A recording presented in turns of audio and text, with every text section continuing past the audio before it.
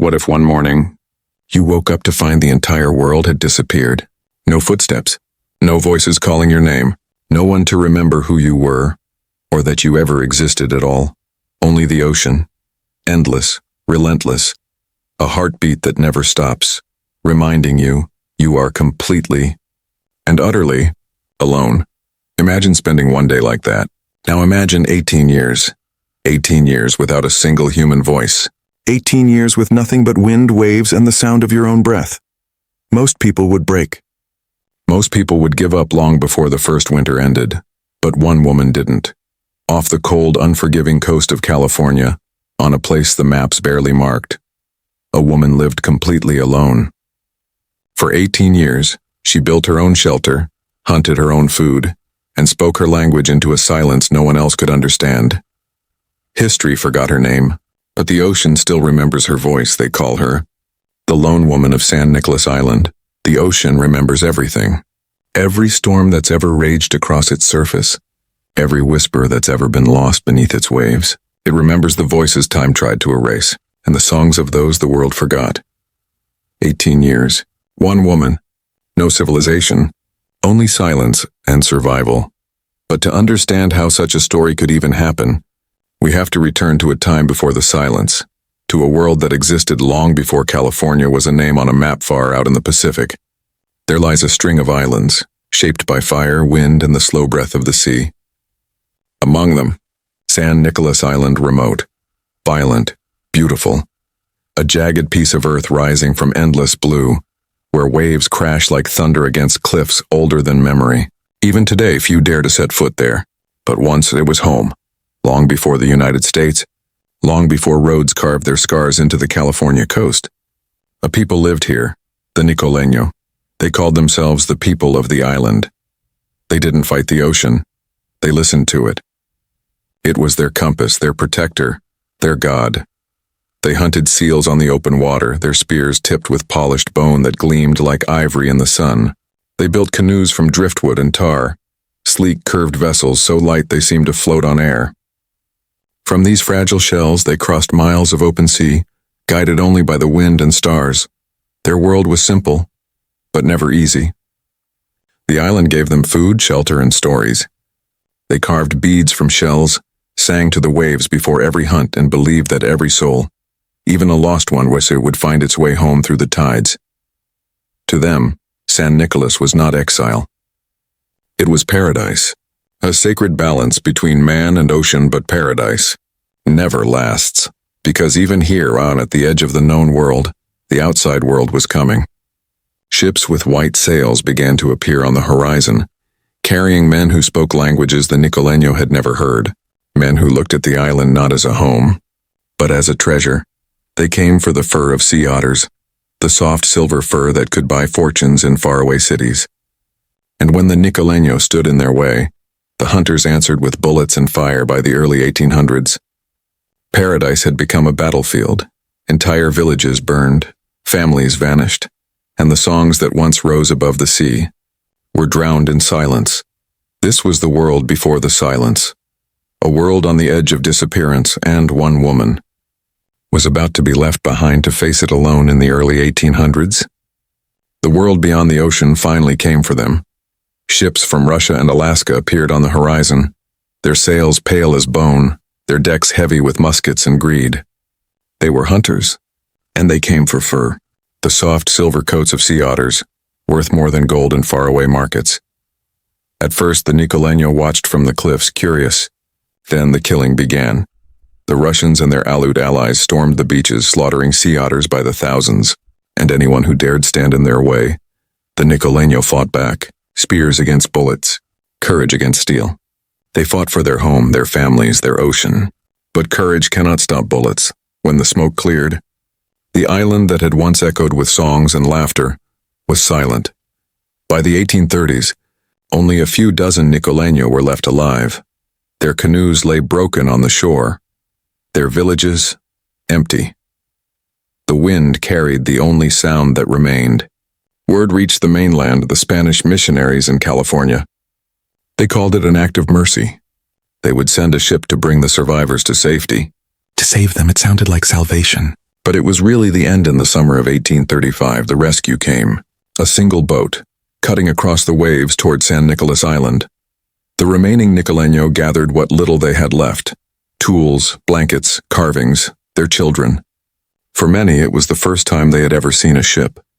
They didn't know it would also be the last. As they boarded, they looked back, at their homes, their ancestors' graves, their world disappearing behind the rising fog. Among them was a woman. Some say she was young, a mother clutching her child. Others say she was a sister watching over her kin. History never wrote her name. But her choice would echo for centuries. As the ship drifted from shore, someone shouted. A sound carried faintly across the water. They looked back and saw movement in the hills. A small figure, waving, running, a child made left behind without hesitation. She jumped. The crew shouted for her to stop. The wind howled. The waves rose up like walls of glass and swallowed her.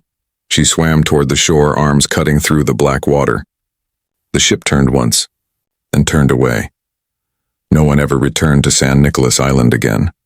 And when the sea calmed, there was only one human left alive on that island.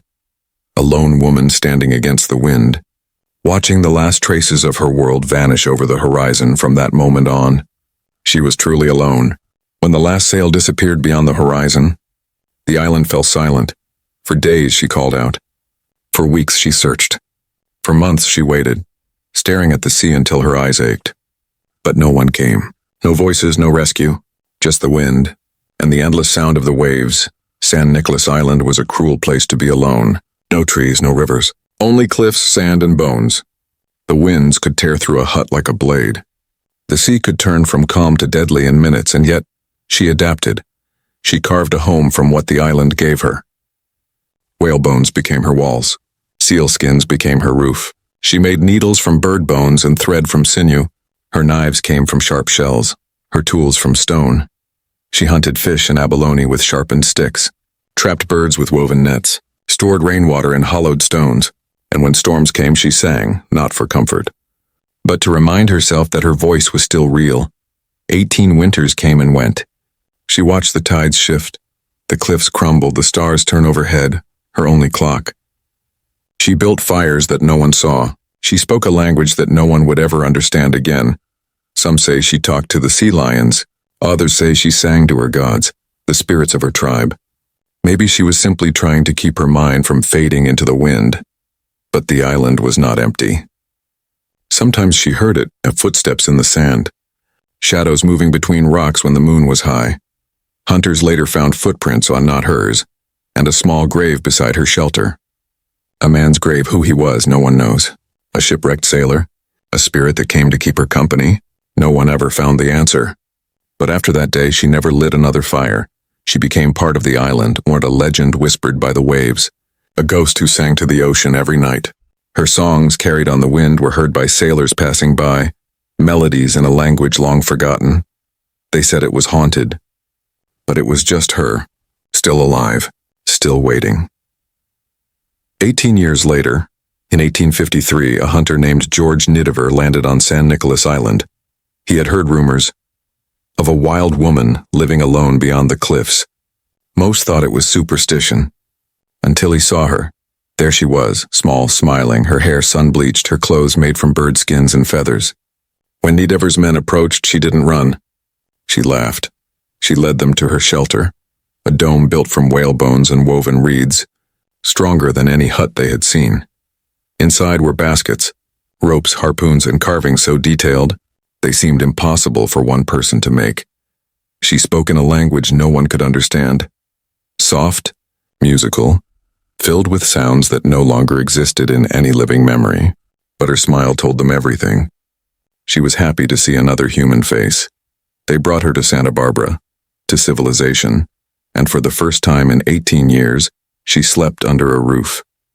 She was given clothes, food, and wine, but her body, after so long in the wild, couldn't adjust. Within 7 weeks she died. Quietly, peacefully, still smiling, they said, as if she saw someone familiar waiting for her. Maybe her tribe, maybe her child, maybe the ocean itself. The missionaries gave her a Christian name, Juana Maria, Her language, her songs, her tools were taken and placed in museums, scattered, lost, or sold to collectors. Her tribe vanished. Her words were never recorded, and yet, her story refused to disappear. Even today, archaeologists still find traces of her world. Beads, tools, fragments of whalebone shaped by her hands. Silent witnesses to a life that defied extinction. San Nicolas Island is now a U.S. Navy base, closed to the public. No one lives there. No one sings, but researchers say, on quiet nights when the wind moves just right across the cliffs, you can still hear a voice. Faint, melodic, echoing through the dark. Some say it's the wind. Others aren't so sure. Because maybe on that lonely island where the ocean never forgets, the woman who lived without a name still sings her people's final song. She survived 18 years. Not because she had to, but because she refused to let silence win. History forgot her name, but legends remember her voice.